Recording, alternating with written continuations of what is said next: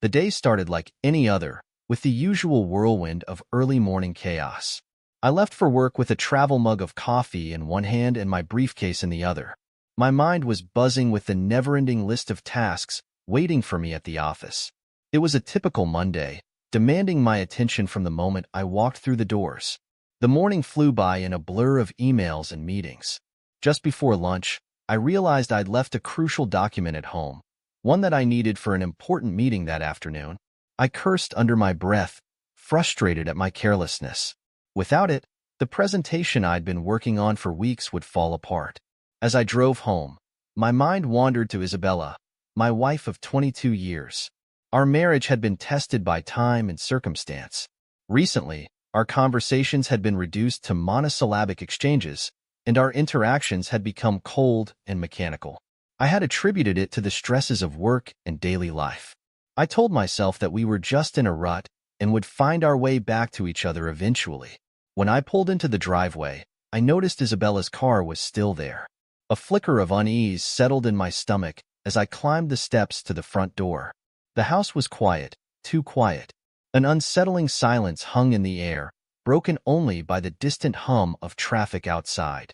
I shook off the feeling, telling myself it was just the stress of the day getting to me. I opened the door and stepped inside, my footsteps echoing in the stillness. As I moved through the hallway, a strange sound caught my attention, a rhythmic creaking and soft moans coming from the bedroom upstairs. My heart began to pound in my chest. At first, I thought I was imagining things, but as I climbed the stairs, the noises grew clearer, unmistakable. A chill ran down my spine. I reached the top of the stairs, where the bedroom door was slightly ajar. Through the narrow gap, I saw Isabella, my wife, riding a Johnson like a pro. The man is tall and muscular. They were wrapped in each other's arms, oblivious to my presence. The sight hit me like a physical blow, my heart sinking with a mixture of disbelief and rage. "Babe, I want to ride your big Johnson all day," Isabella moaned, her voice dripping with lust I hadn't heard in years. My world shattered in that instant. A mix of fury and betrayal surged through me, fueling my actions. I burst into the room, adrenaline coursing through my veins, and shouted, "What the fuck is going on here?" Isabella's head whipped around, eyes wide with shock. The man scrambled off the bed, startled but quickly regaining his composure. He was taller and broader than I had anticipated, his face shifting from surprise to aggression. "Get the hell out of here," he barked, his voice low and menacing. Rage consumed me. I lunged at him, fists swinging wildly. We crashed to the floor in a chaotic tangle of limbs and fury. Isabella screamed, her voice an echo in the background of my rage. We rolled across the floor, grappling for dominance. The man managed to break free, reaching for something on the nightstand. My blood ran cold when I saw the glint of steel. He grabbed a knife, brandishing it with a threatening gleam in his eyes. "Get the fuck out, or you'll regret it," he hissed, his gaze locked on mine. Before I could react, he lunged, the blade slicing through the air. I twisted instinctively, but the knife grazed my arm, pain exploding along the cut. I stumbled back, clutching my bleeding wound, my mind reeling from the chaos. Just then, the distant sound of sirens grew louder, their wails cutting through the tension like a lifeline. Within moments, police officers burst into the room. I don't know how, weapons drawn and voices commanding. "Drop the knife," one of the officers ordered, his gun trained on the intruder. The man hesitated for a moment before dropping the knife with a clatter, raising his hands in surrender. The officers moved in quickly, handcuffing him and escorting him out of the room. I stood there, my heart pounding in my chest, trying to process the chaos that had just unfolded. My arm throbbed with pain, but the physical wound was nothing compared to the devastation I felt inside. Isabella, her eyes cold and calculating, turned to the officers, her voice steady and accusing. "He attacked us," she said, pointing at me. "He just went crazy." I stared at her, incredulous. "That's not true," I protested, my voice raw with emotion. But the officers seemed to listen more intently to her, doubt clouding their expressions. The reality of the situation sank in. The woman I had loved and trusted had not only betrayed me, but had also turned against me in my most vulnerable moment. The realization cut deeper than any knife, leaving me standing in a shattered life that had once been mine. The police station was a cacophony of activity, with officers moving briskly through the corridors and phones ringing incessantly. I sat at a desk under harsh fluorescent lights, a bandage hastily wrapped around my arm, feeling as if I were trapped in a nightmare. My mind buzzed with disbelief and betrayal. The officers seemed uninterested in my side of the story, instead taking Isabella's account as truth. She had presented herself as the victim so convincingly, with tears in her eyes and a quiver in her voice. "He's always been jealous and controlling," she had said, her voice trembling as she painted a picture of our marriage. I was terrified. He just snapped. Her words hung in the air, coloring their perception of me as a volatile and unstable husband. Despite the physical evidence of my injury, the narrative she spun was compelling enough for the officers to question my character. Every protest I made felt like it was falling on deaf ears, each plea seeming more desperate than the last. After what felt like an eternity, I was released on bail. As I stepped out of the station into the cool night air, the weight of the situation settled heavily on my shoulders. My thoughts were a tangled mess of anger and confusion. How could Isabella, the woman I had shared my life with, do this to me? As I drove home, my grip on the steering wheel was tight, my mind racing with thoughts of revenge and retribution. I knew I needed to clear my name and show the world the truth. When I arrived home, the house was dark, the only sound the creak of the floorboards as I walked inside. Isabella was sitting on the couch, the glow of the television flickering in the background. The room was filled with an oppressive tension, like a storm about to break. "Why?" I asked, my voice barely a whisper, raw with emotion. "Why would you do this to us?" She didn't look up at first, her gaze fixed on the floor. "It just happened," she said, her tone dismissive and cold. "We haven't been happy for a long time." Her words hit me like a physical blow, and I struggled to maintain my composure. "That doesn't justify what you did," I replied, anger simmering beneath my skin. "And lying to the cops? What were you thinking?" Finally, she looked up, her eyes meeting mine with a steely glare. "I did what I want," she said, her voice hard. "You were always so focused on work, on everything else. I needed someone who paid attention to me." Her words were a bitter pill to swallow, each one a barb sinking deeper into my chest. I realized then that the woman I had loved, the woman I thought I knew, was a stranger to me now. The days that followed were a blur, each one blending into the next as I grappled with the fallout of my shattered marriage. I was haunted by the betrayal, the lies, and the image of Isabella with another man. But beneath the confusion and heartache, a plan began to form, a way to get back at Isabella and the man who had tried to destroy my life. My first step was to gather evidence. I started with Isabella's phone and computer, combing through her messages and emails. I uncovered a trove of conversations and photos, each one a painful reminder of her deceit. It was a painstaking process, each new discovery twisting the knife in my back a little deeper, but it fueled my resolve. Late at night, I would sit at the kitchen table, poring over the evidence I had collected. Each piece of information felt like a brick in the wall I was building, a fortress of truth to protect myself against her lies. It was exhausting work, but it was necessary. Once I had enough proof, I contacted a lawyer, a no-nonsense woman named Linda who had a reputation for being tough as nails. I explained my situation and presented the evidence, laying it all out for her to see.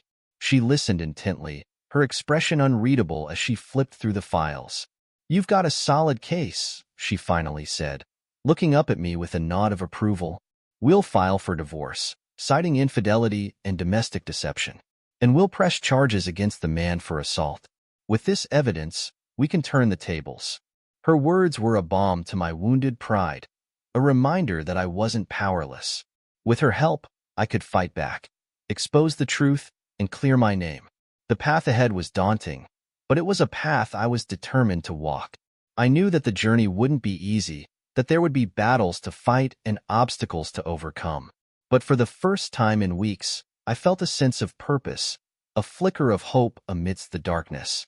I was ready to reclaim my life, to rebuild it from the ashes, stronger and wiser than before.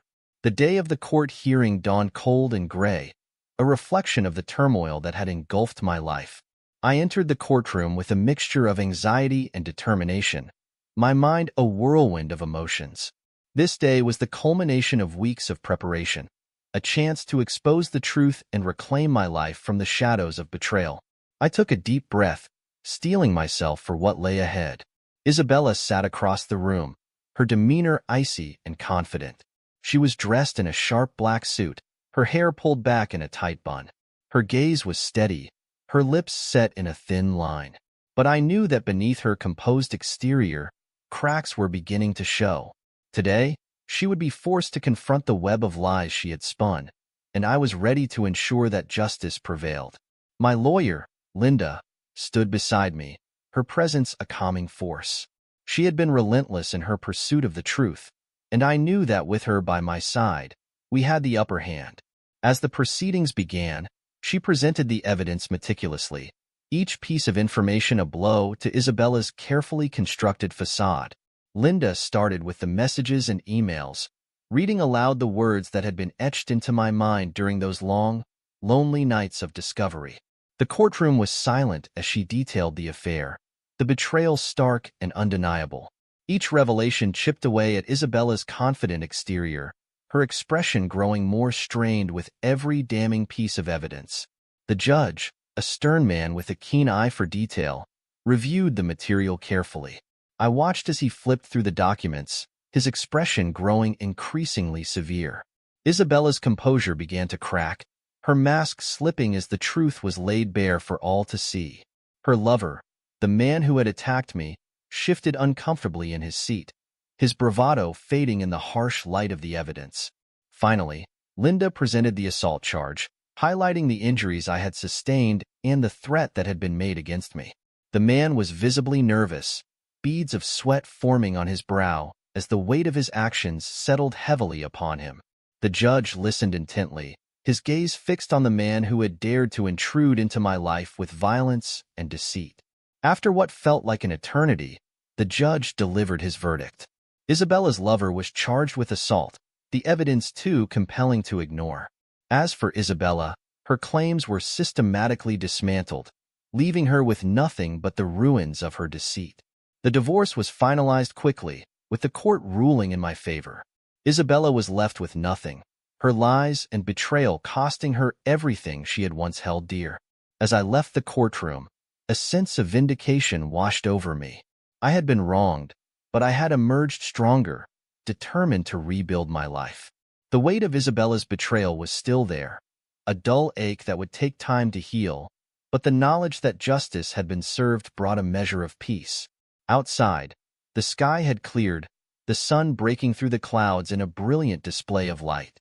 I paused for a moment, taking in the warmth on my face.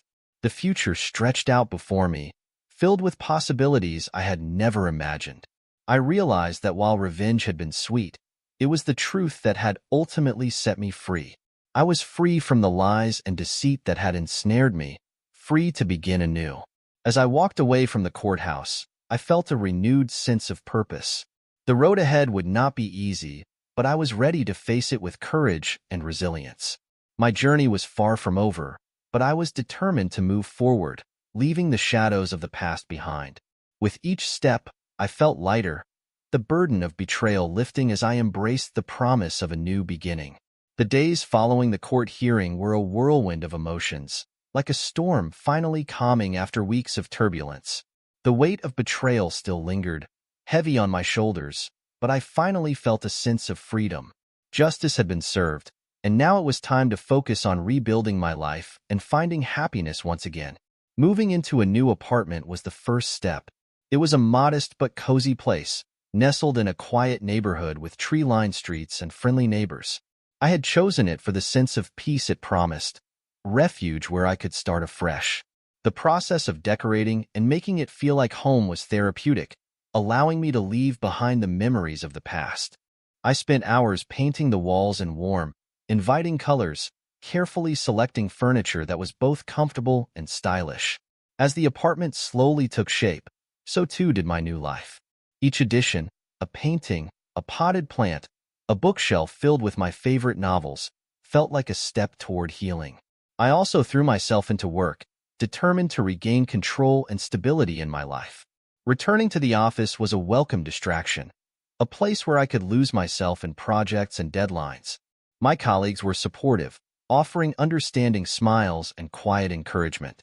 The familiarity of my work routine was comforting, a reminder that some things remained unchanged even as my personal life had been turned upside down.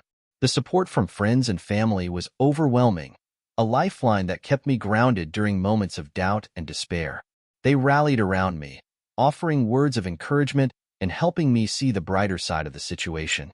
My parents called daily, their voices a soothing balm against the chaos of the past months. My sister visited often, her presence a constant reminder of the love and support that surrounded me. My best friend, Mike, was a constant presence, always ready with a joke or a distraction whenever I needed it. He had been my rock throughout the ordeal, his unwavering loyalty a beacon of hope. One evening, as we sat on my new balcony overlooking the city, Mike turned to me, his expression serious. "You know, this could be a fresh start," he said, his voice filled with optimism. "You've been given a chance to find something real, something better." I nodded, realizing that he was right. Despite the pain and betrayal, I had been given a chance to reinvent myself, to find a happiness that had eluded me for so long. I was free to explore new possibilities, to chase dreams I had put aside in the pursuit of a life that no longer existed. As the weeks passed, I began to embrace my newfound freedom. I took up old hobbies, rediscovering the joy of painting and hiking, activities that had once brought me immense pleasure. I spent weekends exploring the city, visiting art galleries and attending live music events, immersing myself in the vibrant culture that surrounded me. One evening, I found myself at a charity gala, an event organized by my company to support a local children's hospital. The thought of mingling with strangers and making small talk was daunting, but my friend Mike, ever the social butterfly, convinced me that it would be a good distraction. The gala was held at an opulent downtown venue, the room adorned with shimmering lights and elegant decor. The air was filled with the clinking of glasses and the hum of conversation, a symphony of life and energy that I had almost forgotten existed. As I entered the room, I was enveloped by the vibrant atmosphere, a far cry from the solitude of my recent days. I wandered through the crowd, exchanging pleasantries with colleagues and acquaintances. It felt good to be part of a social gathering, even if the initial sense of unease lingered. As I made my way around the room, I observed the faces around me, some familiar, some not, and began to appreciate the sense of community that such events fostered. As the evening wore on, I found myself standing by the bar, nursing a drink and watching the interactions around me. The night was alive with laughter and chatter, a tapestry of stories and connections unfolding before my eyes. It was then that I noticed her, a woman across the room, her presence captivating and serene. She stood out in the crowd, her laughter like music that carried above the din. She was talking animatedly with a group of people, her smile radiant and genuine. Her energy was infectious, drawing others in with an effortless charm. Something about her presence captivated me, and I felt an inexplicable urge to introduce myself. Gathering my courage, I made my way through the crowd, my heart pounding in my chest. As I approached, I reminded myself of the fresh start I had been given, the chance to embrace new experiences and connections. "Hi," I said, offering a nervous smile as I reached her. "I'm David." She turned to me, her eyes meeting mine with a warmth that instantly put me at ease. "Hi, David. I'm Selena," she replied, her voice as inviting as her smile. We struck up a conversation, her easygoing nature quickly dispelling any lingering nerves. We talked about everything from our jobs to our favorite books and movies, discovering shared interests and passions along the way. Her love for literature mirrored my own, and we found ourselves deep in discussion about our favorite authors and novels. As the night unfolded, I found myself increasingly drawn to her positivity and kindness. Her presence was a stark contrast to the chaos I had recently endured, a reminder that life could still hold joy and connection despite past struggles. We laughed easily, sharing stories and experiences that made the hours fly by. The gala began to wind down, the room slowly emptying as guests bid their farewells.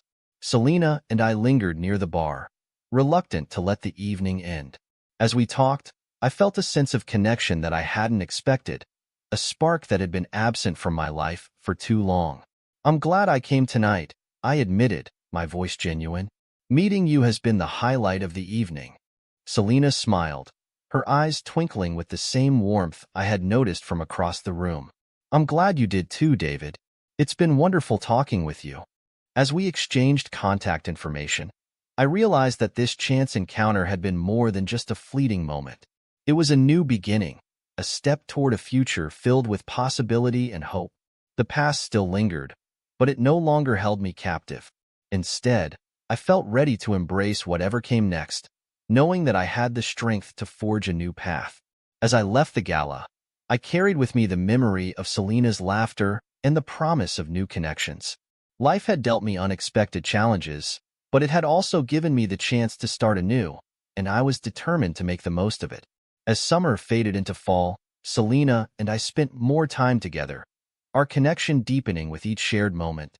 She became a constant in my life, a source of joy and comfort that I hadn't realized I was missing. Her genuine care and support were like a balm to my wounded heart, helping me heal from the scars of betrayal and rediscover the happiness I once thought lost. Our weekends were filled with adventure and exploration. We wandered through the city's hidden gems, stumbling upon quaint bookstores and cozy cafes that felt like our own little secrets. Selena had a knack for finding the best spots, whether it was a new restaurant tucked away in a quiet neighborhood or a vibrant art gallery showcasing local talent. Her enthusiasm was infectious, and I found myself looking forward to our outings, eager to discover what new experience awaited us. One Saturday, we attended a street festival, the air alive with the sounds of music and laughter. We weaved through the bustling crowds, sampling food from different stalls and admiring the colorful displays of art and crafts. Selena pulled me into a spontaneous dance in the middle of the street, her laughter ringing out as we moved to the rhythm of a nearby band. In those moments, surrounded by the vibrant energy of the festival, I felt a lightness I hadn't experienced in years. Selena's friends and family quickly became an integral part of my life, welcoming me with open arms. Her parents invited us over for dinner, their warmth and hospitality making me feel like part of the family. Her friends were equally accepting, and we spent many evenings sharing stories and laughter over drinks. It was a sense of belonging I had longed for, a community that embraced me wholeheartedly. One evening, as we strolled through a park bathed in the golden hues of sunset, Selena turned to me, her expression thoughtful. "You've been through a lot, David," she said softly, her hand slipping into mine. "But you've come out stronger. I'm glad you're in my life." Her words resonated deeply, echoing the journey I had taken over the past few months. I squeezed her hand, gratitude welling up inside me. "I'm glad you're in my life too, Selena," I replied, my voice filled with sincerity. "You've helped me see that there's still so much to look forward to." We found a bench overlooking a small lake, the surface shimmering under the fading light. As we sat there, side by side, I reflected on the changes that had brought me to this point. I realized that I had indeed emerged from the storm stronger and more resilient. The betrayal and heartbreak had taught me valuable lessons about myself and the kind of life I wanted to build. Selena had helped me see that love was still possible, that I could trust again despite the shadows of the past. Her unwavering support had shown me the power of vulnerability, the courage it took to open my heart once more. With her, I felt a sense of peace and fulfillment that had been absent for so long. Our relationship blossomed in the months that followed, each day a new chapter in our unfolding story. We planned weekend getaways to the countryside, where we hiked through lush trails and shared picnics under open skies. We spent quiet evenings at home, cooking together and losing ourselves in conversations that stretched into the early hours of the morning. Through it all, Selena's presence was a constant reminder of the beauty that could be found in second chances. She taught me that love was not about perfection, but about finding someone who embraced your flaws and celebrated your journey. With her, I felt a profound sense of gratitude, knowing that our paths had crossed at just the right moment. As we sat on that bench, watching the sun dip below the horizon, I realized that I had found something truly special in Selena, a love that was genuine, enduring, and transformative. It was a new beginning, a chance to write a story filled with hope, trust, and endless possibilities. And for the first time in a long time, I was excited about the future and the adventures that awaited us together.